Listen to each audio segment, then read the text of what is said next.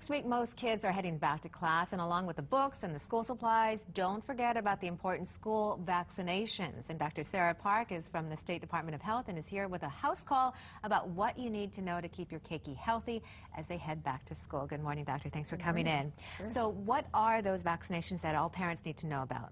Sure. So there's three times of age, I guess, you have to worry about. For all the kindergartners, the new kindergartners, there's a whole set of boosters, or the last set and last doses in the set of vaccinations from their sort of early childhood.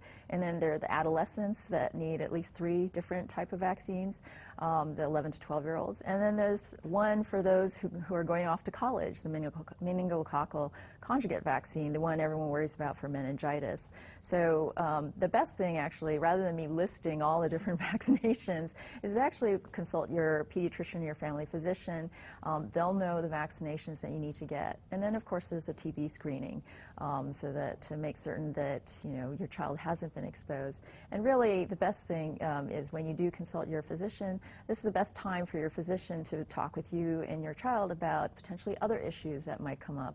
So it's a great time to just check in on everything. Okay, and the TB screenings, those were actually delayed, correct? They were delayed a little bit, and some of your physicians, there was a shortage of the solution to do the TB screening, so some of the physicians may be a little bit short, but our public health clinics are also an option if parents are looking for a place to get the TB screening for their child. I know a lot of parents are still concerned about vaccinations and some of the effects they fear may have a long-term effect on their kids. Mm-hmm. The state feels that that's There's been no unnecessary? study to demonstrate that there's any potential problems. I mean, look at the benefits that we've had in this country, in industrialized nations that do practice vaccination. We don't see the types of diseases. We don't see measles. We don't see polio here. We don't see a lot of, we don't see diphtheria, tetanus.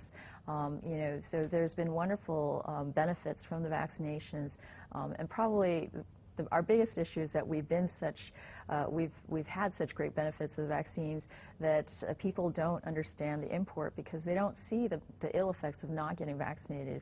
If you lived in Africa or Asia and saw where people don't get normally vaccinated, the potential problems, then I think you'd be a little bit more convinced. So, sometimes it's an issue, but and now we have vaccines, by the way, that can prevent cancer. So, I mean, the HPV vaccine, what an amazing thing. It's just been out there for a few years, and already we're showing the great benefits. There's been a reduction in the types of cancers, cervical cancers and oropharyngeal cancers that have been identified previously. We're not seeing those numbers, or they're starting to drop in that age group. So, okay. I mean, it's a great thing. All right. Well, thank you, Doctor, for coming in this morning. And again, I guess consult your doctor if you have any questions about what your child needs.